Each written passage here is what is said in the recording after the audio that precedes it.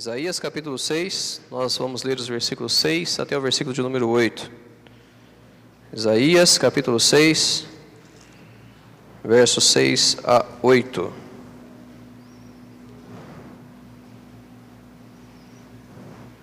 Se você puder se colocar em pé, por favor. Aí está o título da mensagem: Salvo e Transformado. Salvo e transformado. Isaías capítulo 6, versos 1 até o versículo de número 8.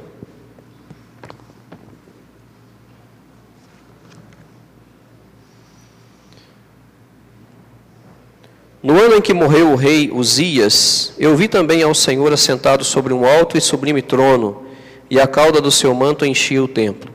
Serafins estavam por cima dele, cada um tinha 6 asas, com 2 cobriam os seus rostos, e com 2 cobriam seus pés, e com 2 voavam. E clamavam uns aos outros, dizendo: Santo, Santo, Santo é o Senhor dos exércitos, toda a terra está cheia da sua glória. E os umbrais das portas se moveram à voz do que clamava, e a casa se encheu de fumaça. Então disse eu: ai de mim, pois estou perdido, porque sou um homem de lábios impuros, e habito no meio de um povo de impuros lábios. Os meus olhos viram o Rei, o Senhor dos exércitos. Porém, um dos serafins voou para mim, trazendo na sua mão uma brasa viva que tirara do altar com uma tenaz. E com a brasa tocou a minha boca e disse: Eis que isto tocou os teus lábios, e a tua iniquidade foi tirada, e expiado o teu pecado. Depois disto ouvi a voz do Senhor que dizia: A quem enviarei, e quem há de ir por nós? Então disse eu: Eis-me aqui, envia-me a mim. Vamos orar? Santo Deus e Pai, pedimos a Tua bênção neste momento, que a Tua palavra, Senhor, possa alcançar cada coração, que o Senhor, ó Deus, nos esclareça agora quanto à vontade do Senhor, e nos ajude, Senhor. E usa-me com o Teu poder, para a glória do Teu nome, no nome de Jesus. Amém. Podemos assentar? Salvo e transformado. A palavra de Deus, ela nos diz que pelos seus frutos o conhecereis, não é? E também que em Cristo Jesus nós somos uma nova criatura. As coisas velhas se passaram e eis que tudo se fez novo. Estes dizeres da palavra de Deus mostra que a pessoa salva, a pessoa que recebeu Jesus como Salvador, ela reflete uma transformação imediata, mesmo que seja mínima. Ela reflete uma transformação. Com isto, aumenta a nossa responsabilidade diante da vida cristã, mostrando para o mundo que realmente nós somos diferentes do que nós éramos antes de nos converter. A própria palavra conversão, ela já nos dá a ideia de novas atitudes, novos ideais, novos pensamentos e novos objetivos diante dessa vida. Então é uma bênção ser crente, mas não é fácil ser crente. É uma bênção ser cristão, mas não é nada fácil. Se estiver sendo fácil demais na sua vida, alguma coisa está errada. Por quê? Porque a palavra de Deus nos diz que no mundo nós vamos ter aflições. E as aflições vêm através do mundo que nos oprime, da carne que nos condena e de Satanás, que é o nosso maior adversário. Só com esses exemplos, nós já percebemos que temos muitas lutas diante da vida cristã. Então a vida cristã não é fácil. E diante do texto de Isaías, nós percebemos que o servo de Deus, ele teve novas atitudes depois que reconheceu o Deus de Israel em sua vida. Depois que ele colocou os seus olhos no Senhor, como nós lemos no versículo de número 1. E diante do testemunho de Isaías, nós podemos tirar alguns resultados que acompanham a salvação. Sou salvo, mas o que me garante que eu sou salvo? Eu sou salvo? O que mudou na minha vida que agora eu posso dizer que eu sou uma nova criatura? Eu posso dizer que as coisas velhas se passaram e que tudo se fez novo? Como que eu posso dizer que os meus frutos estão mostrando que eu sou salvo? Então nós vamos ver nesta manhã 3 resultados que acompanham a nossa salvação. 3 atitudes que precisam ser visíveis em nossas vidas como cristãos. Como uma vida com Cristo, uma nova vida com Cristo. Quais resultados que precisam acompanhar essa salvação? Então, o primeiro resultado que a salvação produz é a certeza da identidade cristã. O versículo 5 tem uma expressão, está falando, ai de mim. Agora, o que isso tem a ver com a certeza da identidade cristã? Nós sabendo da sua identidade cristã, Isaías ele tinha consciência da santidade de Deus e do homem que ele era. Então ele disse, ai de mim. O seu alvo era a fidelidade ao Deus Jeová diante de tudo. Esse era o alvo de Isaías. Então ele sabia quem ele era agora. Ele sabia o que ele era e ele sabia o que estava acontecendo com a vida dele naquele exato momento, depois que ele reconheceu o Deus de Israel. Então a atitude dele foi de total certeza do Deus ao qual ele servia, e diante disso ele se sentia privilegiado. Que bênção ser um filho de Deus, que bênção servir ao Rei dos Reis, que bênção servir ao Senhor dos Exércitos, que bênção servir o Deus Jeová. Que bênção! O temor que ele tinha a Deus o levava à obediência e à ação. Ele obedecia e agia. Então ele foi um exemplo a ser seguido. E o exemplo de Isaías levou um povo a se tornar convicto do único Deus. É o que diz o versículo 3. E clamavam uns aos outros dizendo, Santo, Santo, Santo é o Senhor dos Exércitos. Toda a terra está cheia da sua glória. Então, através da fé depositada no Deus verdadeiro, aquele povo percebeu a grandiosidade da manifestação divina e podiam ver a glória do Senhor em todo lugar. Convicção é algo que adquirimos diante de situações em que nós encontramos. E ela poderá me fazer prosperar ou poderá me fazer regredir na vida cristã. A convicção. Se realmente somos convictos do Deus que nós temos, nós iremos colocá-lo em primeiro lugar, nós iremos temê-lo em todas as situações, nós iremos depender dele para tudo, e iremos servi-lo de todo o nosso coração, porque o amamos. Hoje eu estava falando com os jovens a respeito de amor, não é? Quando nós amamos, nós fazemos de tudo, mas quando nós não amamos, nós não nos importamos tanto assim. Qual que é o nosso amor por Deus? Ao Deus que nós conhecemos, o único Deus. Sabe que nós podemos medir este amor? Eu amo Deus 10%. Sabe que você está relacionando isso com o dízimo? Não, isso não é amor a Deus. Jesus ele foi o nosso maior exemplo de convicção a respeito de Deus o Pai. E nós podemos ver em João 17, versículos de 1 a 3. Jesus falou assim, levantando seus olhos ao céu, e disse, Pai, é chegada a hora, glorifica a teu Filho, para que também o teu Filho te glorifique a ti, assim como lhe deste poder sobre toda a carne, para que dê a vida eterna a todos quantos lhe deste. E a vida eterna é esta, que te conheçam a ti só, por único Deus verdadeiro, e a Jesus Cristo, a quem enviaste. Então a fé nos leva a experimentarmos desta mesma convicção. A mesma convicção de que Jesus contemplou o Pai quando ele estava aqui 100% homem, de contemplar o Pai como sendo o único Deus, nós também podemos ter esta convicção. De contemplar o nosso Deus como sendo o único Deus.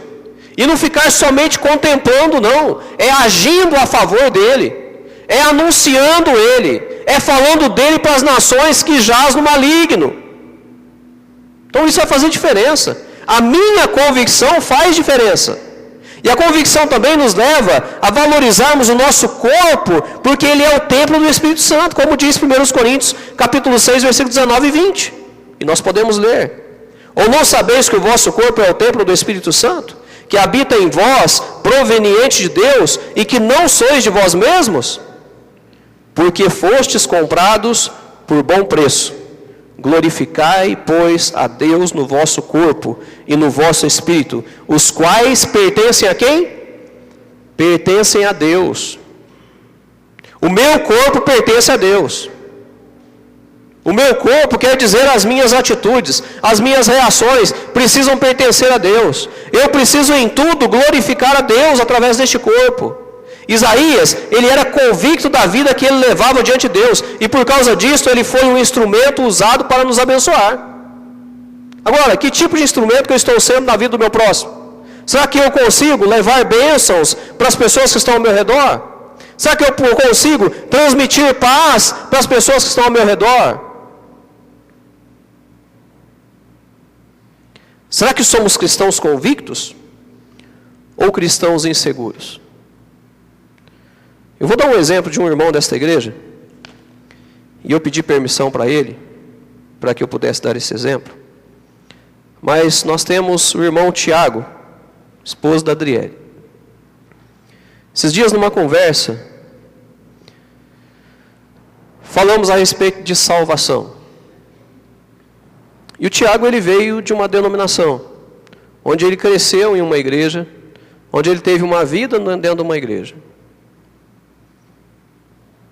E diante daquela conversa, ele não tinha a convicção de salvação.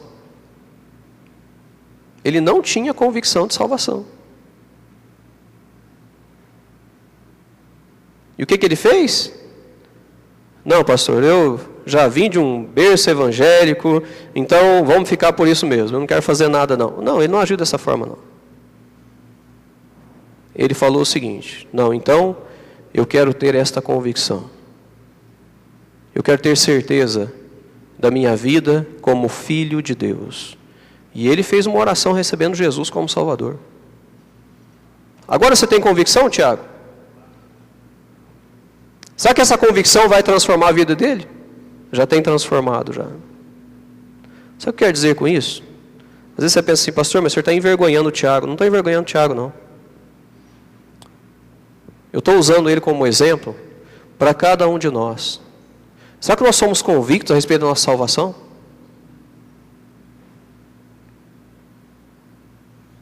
Eu tenho certeza absoluta,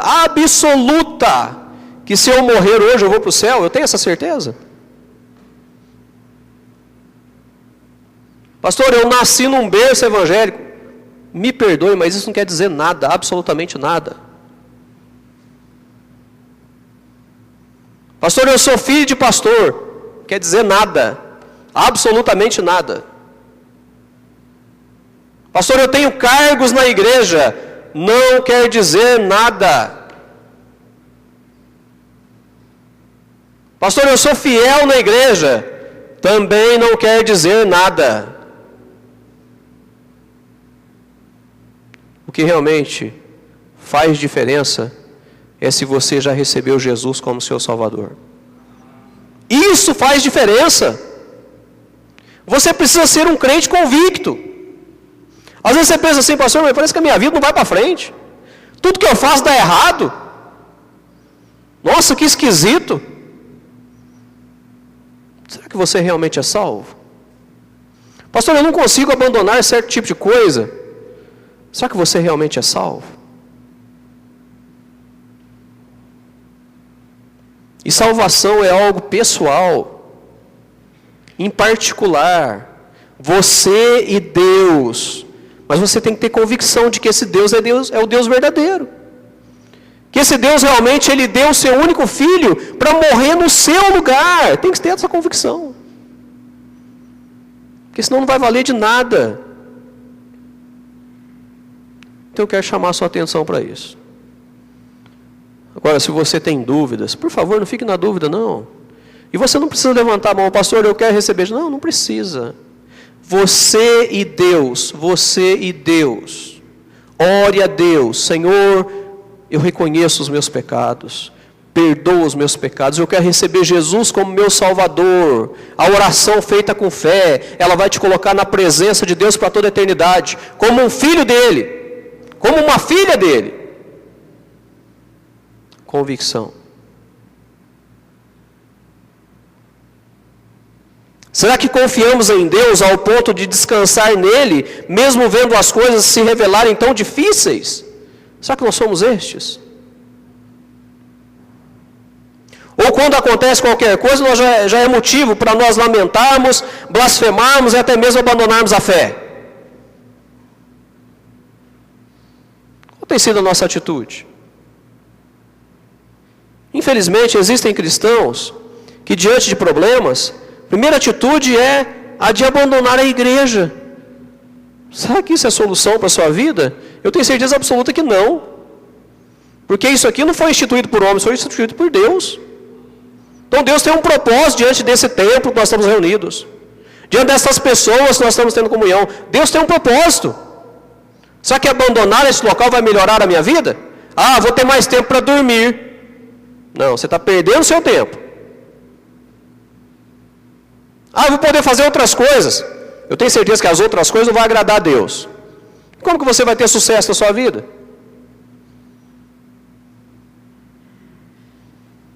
A convicção, ela define a nossa posição como nova criatura. Define a nossa posição como nova criatura. Então seja um cristão convicto. Um cristão convicto. O salvo transformado, ele tem convicção da sua salvação. Ele tem convicção do caminho onde ele está. Ele tem convicção do Deus ao qual ele serve. Ele tem convicção do que ele está fazendo. Ele tem convicção. O salvo transformado. Segundo lugar, outro resultado que a salvação produz é uma consciência cristã genuína. O versículo 5 diz: porque sou um homem de lábios impuros. Esta consciência que Isaías tinha, o levava a refletir sobre a limitação de sua carne. Ele sabia que não podia brincar com seus desejos carnais, porque conhecia suas fraquezas. E nós também conhecemos as nossas fraquezas, não é? Eu conheço as minhas. Eu sei onde eu sou vulnerável, eu sei. A vida íntima que ele desenvolvia com Deus, o ajudava diante das tentações e as provações, mas não o isentava da natureza pecaminosa que ele possuía. Irmãos, todos nós sabemos onde nós somos fracos, e nós precisamos nos cuidar constantemente para não sermos levados pelas nossas fraquezas. Mateus capítulo 26, versículo 41, e Marcos capítulo 14, versículo 38, dizem as mesmas palavras: vigiai e orai, para que não entreis em tentação. Na verdade, o espírito está pronto, mas a carne é fraca. Eu sou salvo, mas eu não estou isento do pecado, porque o pecado está batendo na minha porta todos os dias, em todo o tempo. Toda hora o pecado está batendo na porta da minha vida.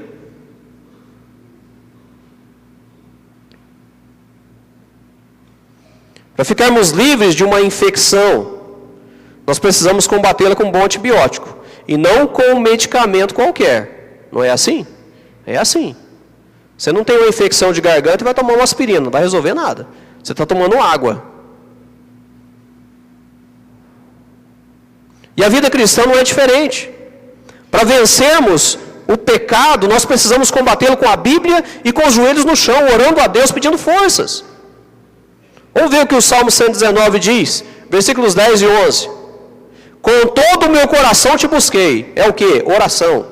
Com todo o meu coração te busquei. Estou orando a Deus. Não me deixe desviar dos teus mandamentos. Estou orando a Deus. Escondi a tua palavra no meu coração para eu não pecar contra ti. Escondi o quê? A palavra de Deus, a Bíblia. Para combatermos o pecado, para não sermos escravos do pecado, é Bíblia e oração constantemente. É uma receita simples, mas que precisa fazer, precisa ter ação, senão não vai sair a receita. Não vai ter resultado. Bíblia e oração. A nossa consciência cristã, quando utilizada da maneira correta, traz glórias a Deus e também um fortalecimento e crescimento cristão. Quando nós contemplamos uma pessoa crescendo dia após dia na vida cristã, nós podemos afirmar com certeza que é um cristão consciente da vida que tem. Ele sabe da nova criatura que ele é. E a nossa consciência nos leva a responsabilidades. Responsabilidade com Deus, responsabilidade com a família, responsabilidade com a família, responsabilidade com a igreja, né? Responsabilidade com o trabalho, responsabilidade com o lazer. Responsabilidades. A minha consciência cristã me leva a essas responsabilidades. E em todas estas áreas, se nós temos uma consciência cristã verdadeira, nós passaremos a gozar dos privilégios que a vida nos oferece. É muito fácil estar em comunhão com Deus quando eu estou consciente que tenho que colocá-lo em primeiro lugar na minha vida. Aí fica fácil estar em comunhão com Deus. E também estar em harmonia com a família, se eu estou consciente dos meus deveres e direitos dentro do meu lar. Fica fácil também. Se eu sei das minhas responsabilidades diante do meu lar, fica muito fácil estar em harmonia com a família. Porque cada um está cumprindo com o seu papel. Cada um está exercendo a sua responsabilidade, a sua obrigação dentro do lar. Cada um sabe se comportar dentro do lar. E a igreja, ela se torna fundamental quando eu tenho uma verdadeira consciência cristã. A igreja se torna fundamental porque eu estou consciente que é uma instituição divina e que serve de auxílio para o meu crescimento espiritual. A igreja se torna importante, se torna primordial, se torna algo fundamental na minha vida. E assim também em relação ao trabalho e ao lazer. Então, uma consciência cristã genuína, ela atenta para os valores divinos e luta incessantemente para que sejam executados perfeitamente. Não é simplesmente saber, não é simplesmente conhecer, é colocar em ação, é praticar a vida cristã verdadeira, a vida cristã genuína. É ser esse salvo transformado. Vimos então que a pessoa salva, ela tem certeza de sua identidade cristã. Vimos também que a pessoa salva tem uma consciência cristã genuína. E em último lugar, outro resultado que a salvação produz é uma obediência e prestatividade imediata. Imediata. O versículo 8 diz: eis-me aqui, envia-me a mim. Olhem como que a atitude de Isaías foi louvável. Ele ouviu a voz do Senhor que dizia: a quem enviarei e quem há de ir por nós? Ele ouviu a voz. A resposta prestativa de Isaías foi: eis-me aqui. E a sua obediência fez com que ele fosse. Ele não simplesmente disse: eis-me aqui, não. Ele foi. Agora, quantos de nós temos ouvido a voz do Senhor dizendo: a quem enviarei? Estou perguntando aí: a quem enviarei? Aí você fala assim: ó, envia ele. Envia ele. Olha lá o outro lá, ó. Olha quanta gente está disponível aí. Envia ele. Eu não. Que obediência que é essa? Que prestatividade que é essa para com a obra de Deus? Isso está fazendo com que eu tenha certeza que eu não estou convicto da minha fé. Eu não estou numa posição de um salvo transformado. Como dizem, né? O crente guarda-chuva, né? A água bate e cai dos lados. Nunca nele, nunca atinge ele. Deus está fazendo a mesma pergunta para mim e para você como fez para Isaías. A quem enviarei? Quem há de ir por nós? Precisamos responder como Isaías: eis-me aqui, envia-me a mim. Me usa. Muitos estão sendo chamados para ser um pastor, um missionário ou missionária, mas estão recusando o chamado do Senhor. Não estão permitindo que seja cumprido o resultado da salvação em sua vida. Todos são chamados a pregar o Evangelho a toda criatura.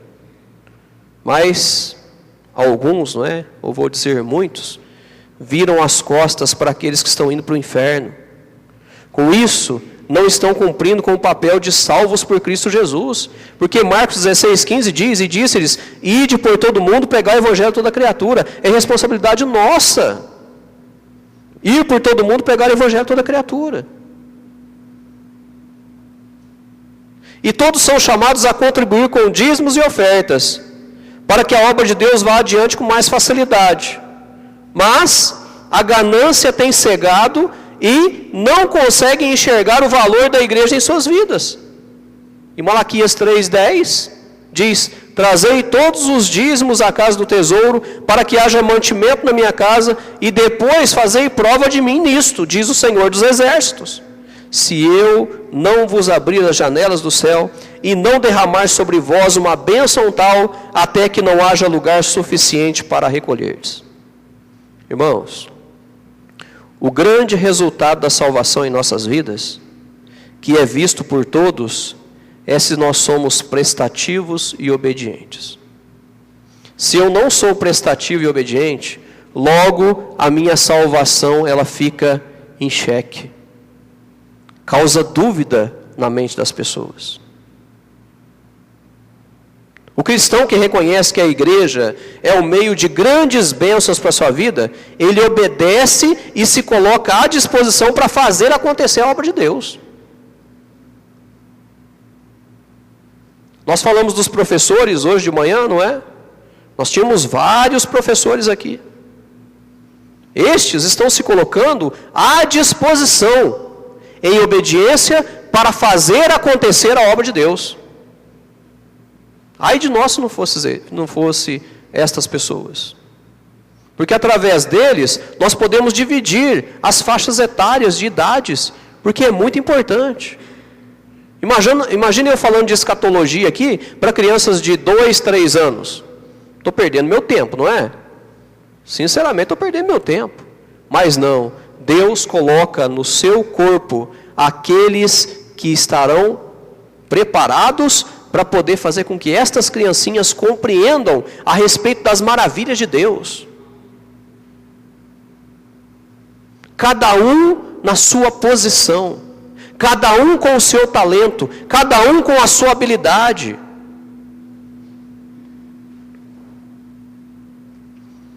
Aquele que realmente é convicto, aquele que realmente ele tem uma vida diferenciada, aquele que se coloca à disposição de Deus, Deus vai usar este, e bênçãos e mais bênçãos serão derramadas nesta vida. Pode ter certeza disso. Aquele que serve a Deus, ele não perde, ele só ganha. Aquele que serve a Deus, ele não é triste, ele é feliz. Aquele que serve a Deus, ele não é uma pessoa que está jogada, não, ele é uma pessoa que ele é chamada. Ele é uma pessoa que ele é requisitada, aquele que serve a Deus. Concluindo, muitos crentes não estão refletindo os resultados que a salvação tem produzido em vossas vidas, devido à falta de convicção, falta de consciência e também por não serem prestativos e obedientes. A vida cristã, ela precisa ser vivida dignamente para que através do testemunho muitos percebam que vale a pena servir a Deus e busquem conhecer Jesus Cristo para a sua salvação, porque tudo começa na salvação. E a salvação, ela produz transformação, produzindo resultados maravilhosos e visíveis diante de todos. Você consegue perceber uma pessoa salva? Se ele está dando exemplo de salvação, olha, ele é visto de uma forma diferente em todo e qualquer lugar. Semana passada, no feriado de segunda-feira, um senhor, ele resolveu protestar, porque roubaram o seu cavalo. O seu cavalo e a sua carroça. Ele resolveu protestar. Sabe o que ele fez? Uma coisa muito simples. Sabe essas torres de alta tensão? Ali tem uma voltagem de 13.800 volts. Ele resolveu protestar. Ele subiu lá no pico daquela torre. Ficou lá. O vizinho de frente à torre viu ele começando a subir. Falou assim, não, mas ele vai só até ali só, não é? Ele vai refletir ali naquele pedacinho da torre. Não, ele subiu. E olha, é muito alto, muito alto. E ele ficou lá em cima protestando. Ele balançava a torre, né, para ver se caía, mas não caiu. Né, ele foi até no finalzinho e estava falando que ia pular. Ele queria pular de toda qualquer forma. Chegou um momento que tem aqueles que são, né, muito motivadores, né? Tem uns que são motivadores. Falam assim, pula, pula! Você não é homem! Pula! É os motivadores. Só que logo eu percebi um rapaz descendo. Ele estava de camisa, uma calça social e de chinelo. Chinelo havaiano, eu acho. Não é? Vamos promover havaianas. Mas eu pensei assim, esse rapaz é crente. Só pelo jeito dele andar, o comportamento, eu pensei, ele é crente. E ele era realmente crente. Ele se colocou perto daquela torre e ele começou a orar a Deus.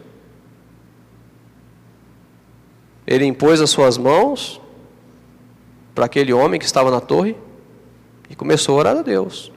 É uma pessoa crente? É. Todo mundo ali percebia que ele era crente? Percebia. Alguém foi lá e criticou ele? Não, ninguém criticou ele. Eu também estava lá orando a Deus. Eu estava no meu silêncio, eu não precisei impor a mão e nada, mas eu também estava orando. Esta é a questão. Será que onde nós estamos as pessoas conseguem ver Cristo em nós? Precisa. A palavra de Deus diz que eu sou a luz do mundo. Uma luz, ela faz diferença onde ela está. Onde ela está, ela faz diferença. Uma luz. Só a escuridão que não faz diferença. Então nós precisamos ser esses crentes convictos, com uma consciência cristã legítima e prestativos e obedientes. Viver para Cristo é uma decisão muito séria, que nos envolve em um novo estilo de vida, que foi produzido por Deus, não por homens. Essa é a vida cristã.